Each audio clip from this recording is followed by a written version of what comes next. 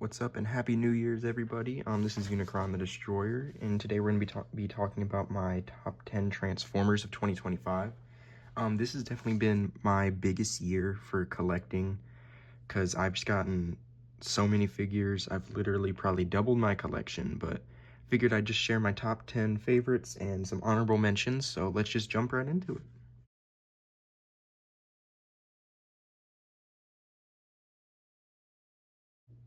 Starting off with number 5 in honorable mentions, we have Studio Series Revenge of the Fallen Megatron. This is the version that's in the anniversary 3-pack, and I just wanted to include this guy because I feel like this is probably one of the figures I mess with the most. It's my probably favorite Studio Series Megatron from Bayverse. The painting and the sculpting on this thing is perfect. Well, other than like the gap, but it doesn't really bother me. Just like the overall look of this guy, the detail.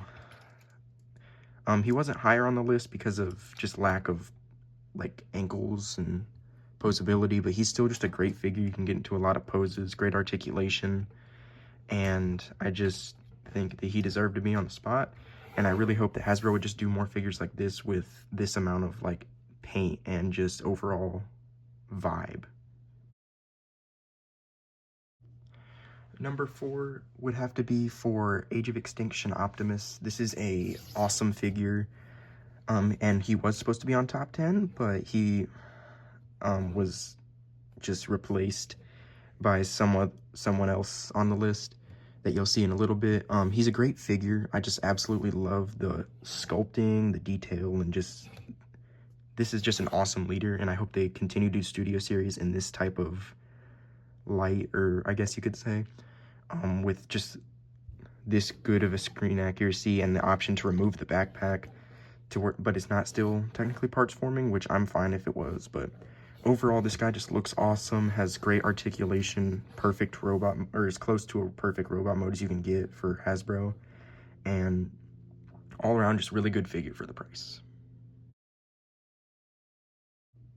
For number 3, we have HasLab's companion to the Unicron they made, which is Galvatron, like the reformatting Galvatron.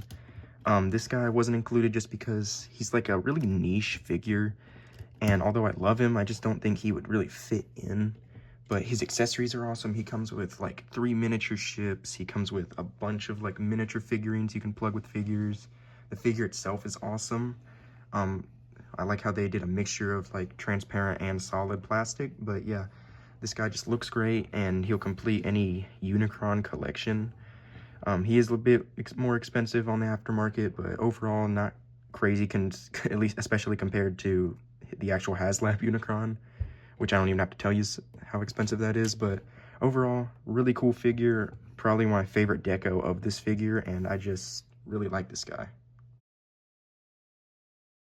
In second, we have the Shattered Glass Siege Jetfire mold. This guy's just basically a cooler deco of the original Commander. I just love the overall vibe of this guy. He comes with all the same accessories as the original, but I mean, just the deco, the black and purple, the accurate colors on the Decepticon and Autobot symbols, the light piping, everything just makes him look awesome in anything, and just he's just a really cool deco for an already really cool figure. And number 1 in honorable mentions goes to Studio Series Revenge of the Fallen Devastator. This guy was a grail of mine ever since I started collecting, and it's just awesome to have him. He didn't make the actual list, though, because I wanted to keep it a little more modern in terms of figures I got this year, but also just because he isn't as posable as I would like, and he isn't 100% accurate, but he's still just an awesome figure to have in your collection and just looks amazing wherever you put him. He's great for display, and he has decent articulation, but in the grand scheme of things, he's definitely meant to be for display. All right, so that brings us into the top 10 of 2025, and the only rules are that it can't be third party, and it's just any figure I got, so it doesn't have to be like anything that was released before this year or it's supposed to release after, like in 2026. It's just any figure I got this year. So let's just get right into it. Starting us off for number 10, for the top 10 figures would have to go to Titans Return Fort Max. This guy's just exactly what I want in a Titan. He's enormous. He's the biggest Titan I have, and I'm pretty sure, like, the biggest actual Titan that Hasbro's made. He's only really surpassed by, like, HasLab Unicron, as far as I am aware. He just looks amazing. You can give him stickers to give him more detail, which is awesome. You can get... He's a headmaster. He has lights and sounds. I haven't put batteries in it yet. But, I mean, he's just perfect, in my opinion. He's exactly what you want in a Titan. And there's, like, the option to give him more detail with stickers, which is a real cool way to, like, get more interaction with him. But all in all, he's just a solid 10. He's not higher on the list, though, just because it's not as much of a figure I mess with just because of the sheer size. But as a display piece or just a figure in general, he's perfect for the list, in my opinion. In number 9, we have Studio Series Transformers 1 Sentinel Prime. This is just such a cool figure to me, how he has like his own battle mode. He has great articulation. He has like interesting engineering, especially in the head area. Awesome accessories. The sword is not included, obviously, but I made that myself. But, I mean, he just looks great. He's great posability, amazing for, like, a Voyager. The incorporated, like, two other modes. Everything about this guy just looks awesome. And he's pretty much one-to-one from the movie, so that's also really good and pretty much required when you have a studio series. But all in all, great figure, great paint apps, just great posability, and overall just a really good figure that I would definitely recommend. So that is why he is at number 9. At number 8, we have 86 Megatron. I wanted to put him higher on the list, but he really suffered from his cannon. This is an upgrade cannon. It just, I have it actually on hand. It just doesn't feel as good, like, as it should be for this type of figure. And overall, he's perfect for an 86 Megatron, though.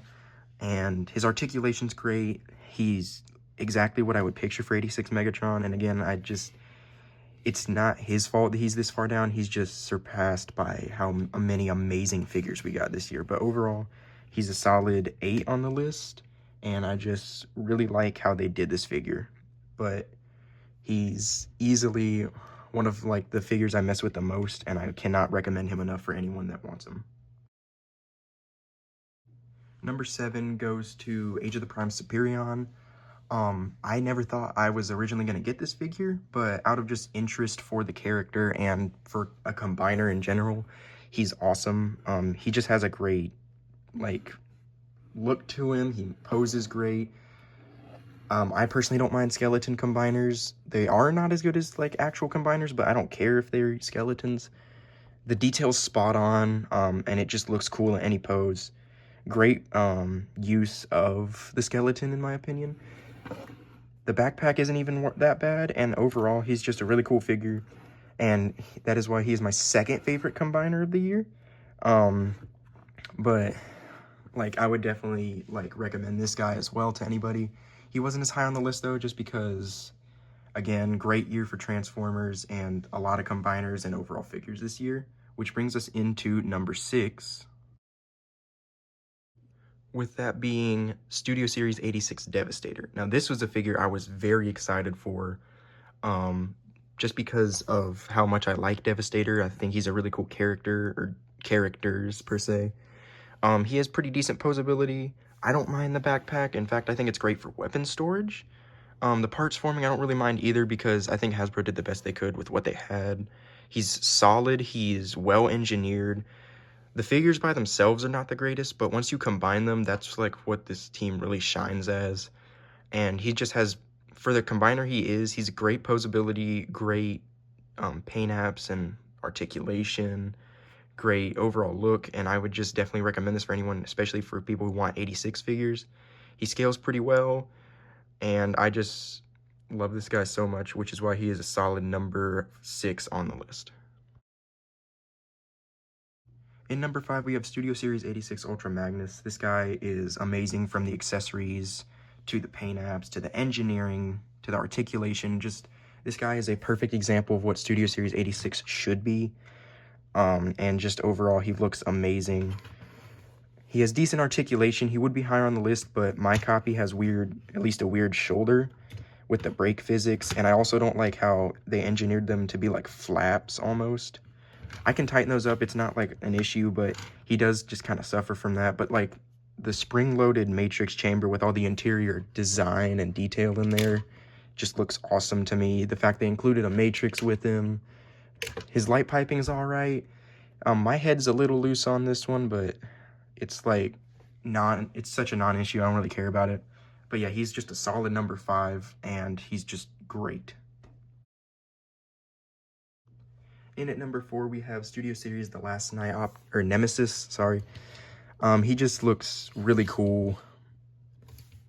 He's a better version of the Age of Extinction mold, which is why he replaced it. That's why Age of Extinction was in honorable mentions, but I mean, he just comes with awesome accessories. The paint is so much better on this one. The tolerances, I feel like, are better, and just like the details are much easier to see with this type of gray. He comes with the shotgun. So he does come with more accessories. I prefer this blade to the Age of Extinction one, and just overall the vibe of this guy is just so much better. Articulation is the same as the Age of Extinction one, but overall I just feel like this one's a better version. If you were planning on getting this mold, at least one of it, I would definitely recommend this one. The fact you can swap heads is cool, but the color matching isn't there, so it's kind of hard. But solid number 4, and I would definitely recommend it. At number 3, we have Legacy Armada Commander Class Optimus. This figure is just awesome. It's probably my favorite Legacy figure that I have. He just looks great. I like to keep him in combined mode, but overall, the worst part about him is like this backpack butt flap thingy, but it doesn't really get in the way because you don't really have him doing that, like articulating that way. He has great articulation, great detail. He's spot on to the model, and just he looks awesome in whatever pose you put him in, which is something I say with a lot of these figures. But overall, just a solid number 3 for the list, and would love to get this part for the Nemesis. And yeah, I just think that he's just one of the best commanders that we've ever gotten in Transformers. So that is why he's at number 3. In number 2, we have Age of the Prime's Leader Class Megatronus The Fallen. Now, this is, from the moment I got this guy, I knew he was going to be one of my at least top 3 figures of the year. He is just the perfect leader, in my opinion. Much better than Megatron. Just the flame effects, the detail itself. He's got insane articulation, awesome accessories. Like, this guy is just perfect as a leader for me. I really have no issues with this figure. The tank mode's a little iffy, but like the robot mode is perfect. Like, virtually no backpack. And just the flame effects, again, are just awesome. I wish they included a little more, but I mean, other than that, this guy is perfect and a solid number 2. But you might be wondering what could possibly be better than this figure, which brings me into my number 1 and my favorite figure that I've gotten this entire year. Now, you may be wondering what could possibly be better than Megatronus and could replace him at number 1. So that brings me to present to you